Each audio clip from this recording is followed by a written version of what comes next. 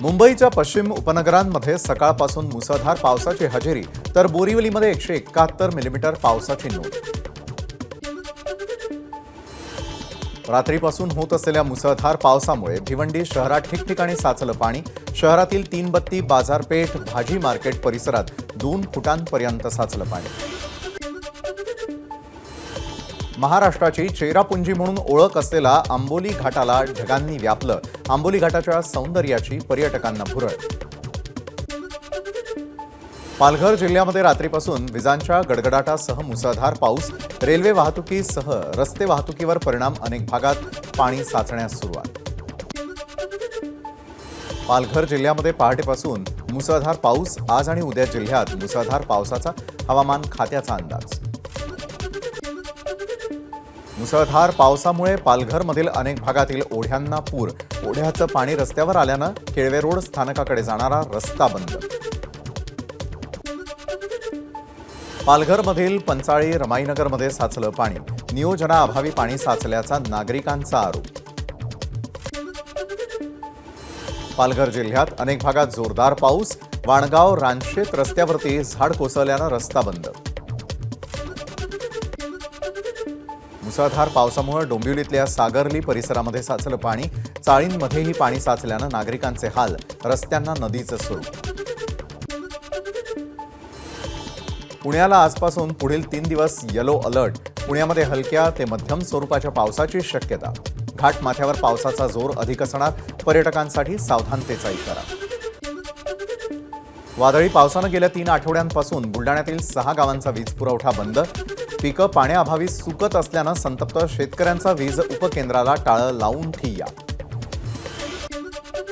नंदुरबारच्या धडगाव शहरामध्ये गटारीचं पाणी रस्त्यावर आल्यानं मुख्य रस्ते खराब. रस्त्यांवरील खड्ड्यामध्ये पाणी साचत असल्यानं वाहनधारकांची कसरत. खड्ड्यांची दुरुस्ती करा, अन्यथा आंदोलन करू, मनसेचा इशारा.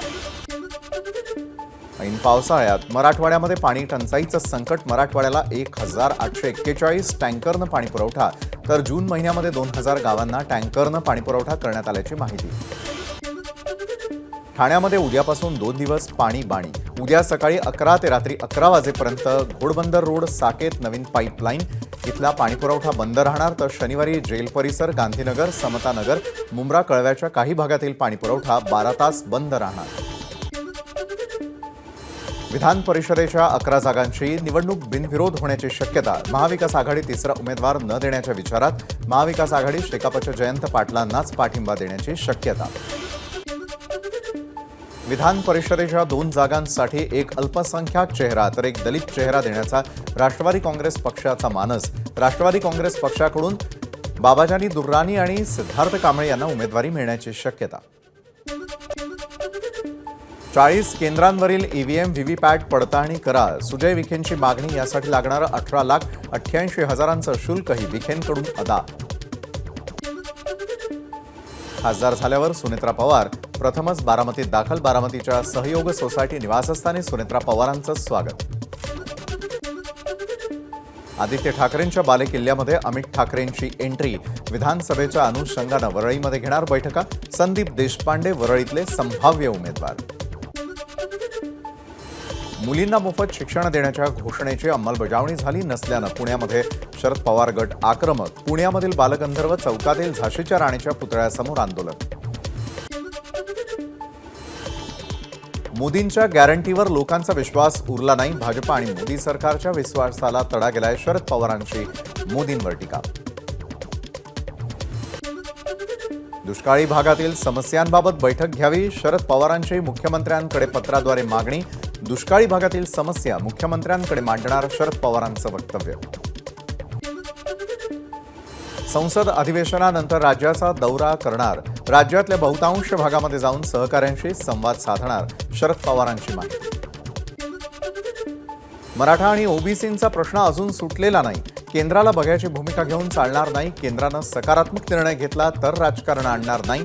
शरद पवारांचं वक्तव्य.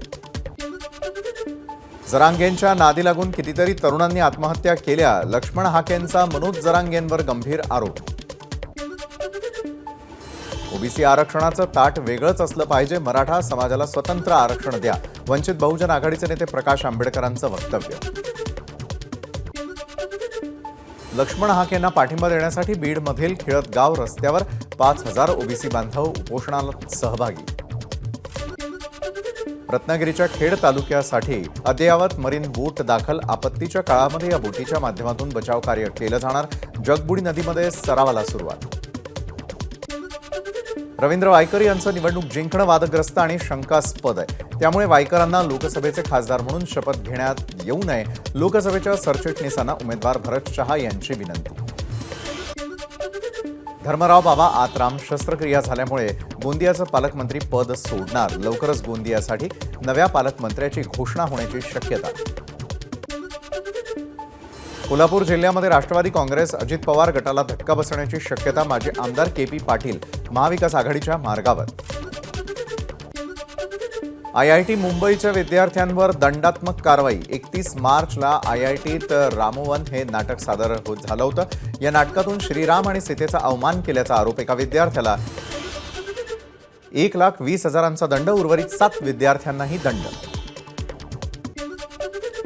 बुलडाण्यामध्ये सिंदखेड राजा शहरामध्ये उत्खननात सापडली शेषशाही विष्णू आणि लक्ष्मीची मूर्ती. राजे लखुजीराव जाधव यांच्या समाधीच्या परिसराचं जीर्णोद्धार जतनाचं काम सुरू होतं. पूर्ण मूर्ती बाहेर काढण्यास अजून 4 ते 5 दिवस. वाशिम जिल्ह्यात चांगला पाऊस बरसल्यानं खरीपाच्या पेरणीचा वेग 60% पेरण्या पूर्ण.